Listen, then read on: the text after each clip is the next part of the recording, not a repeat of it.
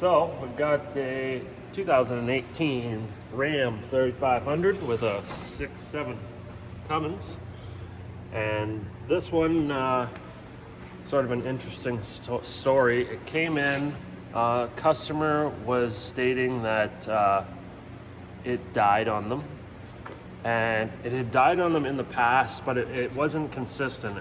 It died once. It came to a shop. They ended up putting an alternator on it, and then it was fine for 6 months, let's say, and it ended up dying again just recently in an intersection. So then it came to me, and I took a look at it, scanned it for fault codes, found that it had a charging sense wire fault code in it. So I went through and took a look at the wiring, and there was a bad wire. So I got that all fixed up and taken care of. But while I was in there scanning it, I did notice that it had a pile of lost communication faults. Now I thought, okay, if the alternator stops charging and the battery is drained down, as voltage hits that certain voltage gets low, you're gonna start losing modules. So I thought, okay, that's probably related. Ended up erasing all the faults after doing the repair. Everything seemed good. And then was talking to the customer, and he was saying that there was some lights and stuff that would come on the dash. And that was also happening, I should mention, was also happening when it, around the time it stalled in the intersection. Say service, park sense, service, it would say service, anti-lock brakes, a bunch of different modules. And another thing was no bus. It said no bus on the cluster. So I thought we'd gotten it taken care of, but obviously the green wire for the charge sense wire for the alternator was one of the two problems of what's going on. So there's something else, coincidentally, that's giving us issues. So now I don't get that charge sense fault code, and but I still having all the modules drop offline. So the bus is going down, and I'm going to scan it again, see what's going on. The truck actually wouldn't start, and the cluster was just flashing, like doing a bunch of weird electrical stuff, almost like as if you had like really weak batteries, and it would ding at you, and it would display like 10 different modules saying like I say, service, park sense, service, ABS, service, transmission control module. So it would go through and tell you to service all these modules. They're obviously all offline. The wipers would start going because the bus is down on their own. So basically going to start from scratch. I've checked the batteries just to confirm those are good. I'm going to get the scanner in there, and we're going to see if we can look at the topology of all the modules and see what's online and what's not online. Hopefully when I jump in there and I'll show you, we'll be able to turn the key and see what it's doing. Okay, so we've got, we did our health check scan. This scanner is a bit different than Chrysler. It's not going to show me which modules are online and offline, but that's okay. At least I was able to turn the vehicle on, or get the accessory on, so that we could get in there and scan things. Now it shows all the faults that we've got in here.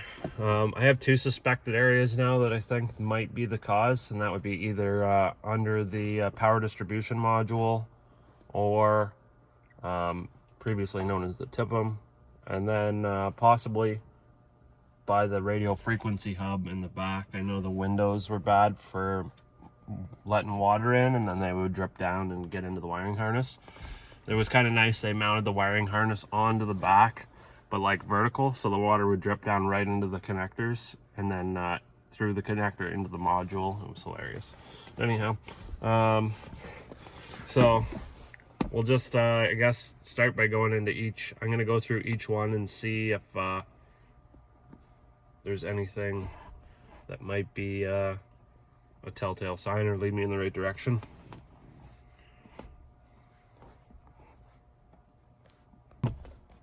So I'm going into each module, looking at like right now we're in the body control module, and it's going to show me which modules it's lost communication with for the BCM.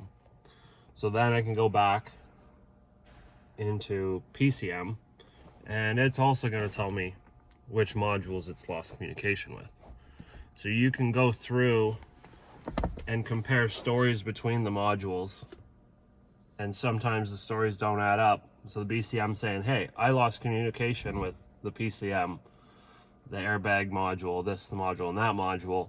And then you go to the instrument cluster and it says, well, hey, I lost communication with only 3 modules or 5 modules. So like you get an extra one sometimes, and that might help you go in the right direction of comparing stories between the modules, or information, I should say. So I'm just going to go through, like I say, we lost communication with 9 modules from the PCM. And then in the body control module, or BCM,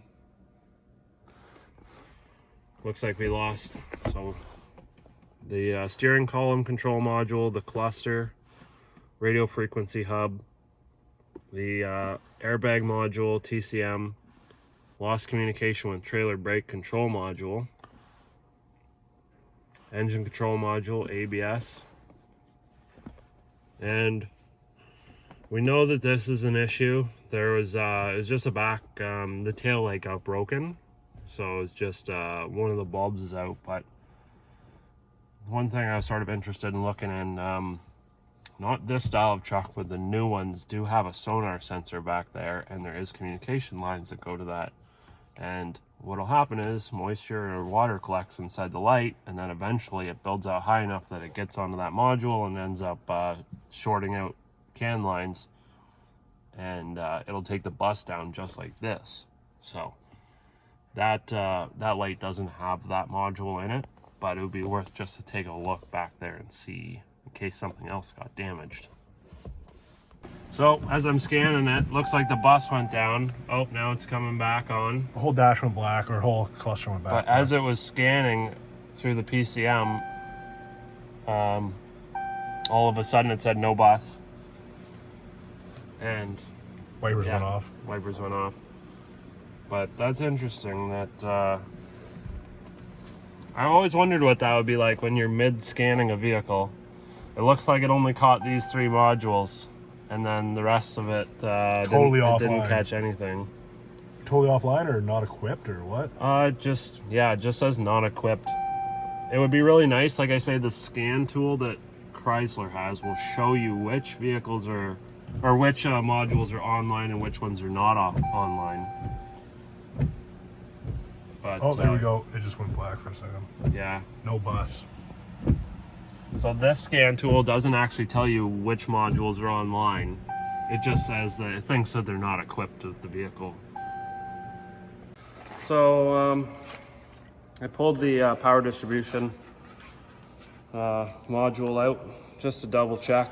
I know, like in the older models, and I'm sure these ones will be bad too, but the connectors that plug into the bottom of this thing, they get they're not weather packed, so they end up getting a bunch of corrosion that starts on them, especially if you live somewhere there where you're in the rust belt, especially.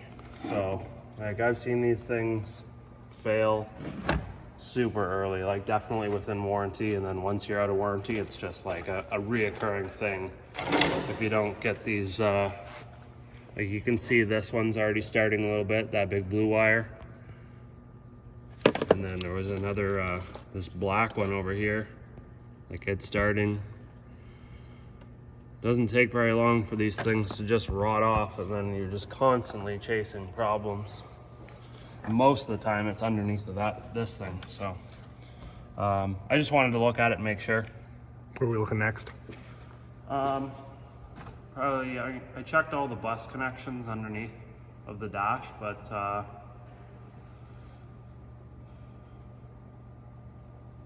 not sure. So one thing to look for on the Rams is, and not all of them do this, some of them have bad back windows that leak, especially ones with a sliding back window. But on the headliner, if it ever leaked in around the seam where the window gets glued in, it'll be stained like that. And it's on both sides, I can see. So I'm just gonna go ahead and look at the RF hub, which is mounted behind the back seats, and see what we find. So yeah, another spot to look is the third mount brake light. And as you can see, this one's been glued in at some point, maybe sealed up for it leaking. But this is gonna allow water to come in. It's gonna pour in there. Run down the back right at that RF hub. And I've seen them before where if they go down, the truck quits. Okay, so we took the back seats out. You just have to take 4 bolts out. They're 18 millimeter bolts. If you want to take the seats completely out, you'll have to take off one more 18 millimeter bolt for this seatbelt and this Torx. I think it's like a T50 or T55. And then you'd be able to take this off and pull your seats out. So just gonna take these bolts and stuff off, these clips, gonna pull this off, and the module's in behind, right back in there. Isn't the problem, unfortunately, but that's okay, we'll find it.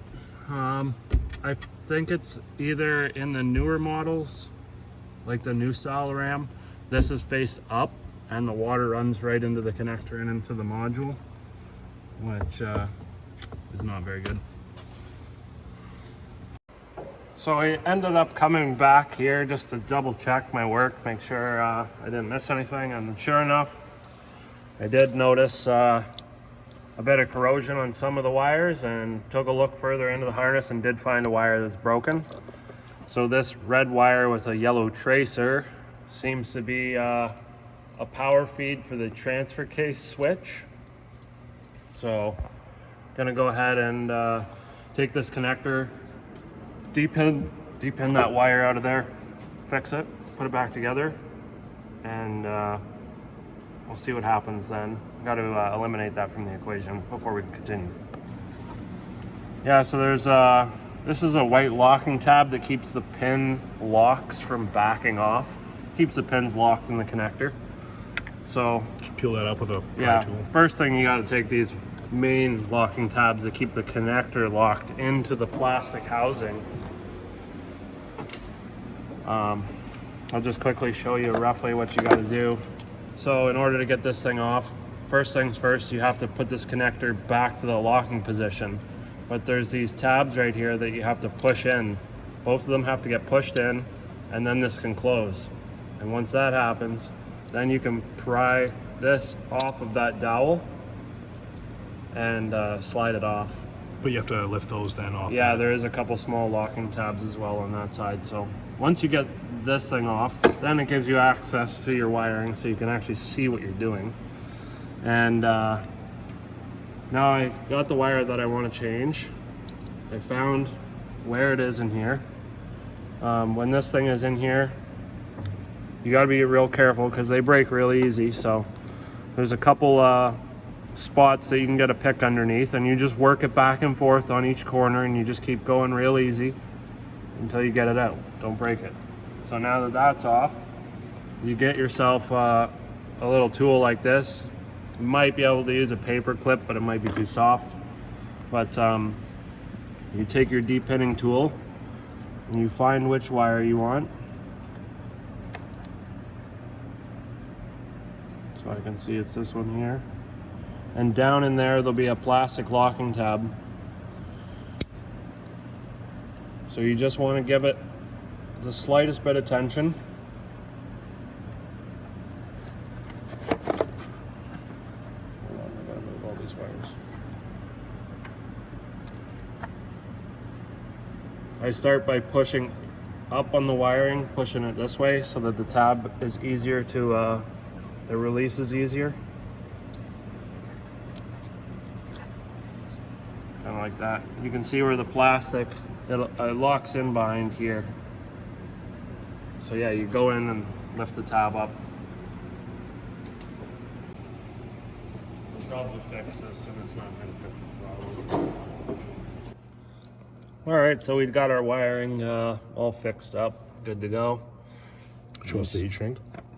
Yep, use heat shrink, make sure it's got the glue lining on the inside so that it's weather tight. Don't want moisture getting in there. So we pulled this out of pin number 11. Yep. And you can just look and see these have to go in a certain way. So looks like this one's got to go in this way.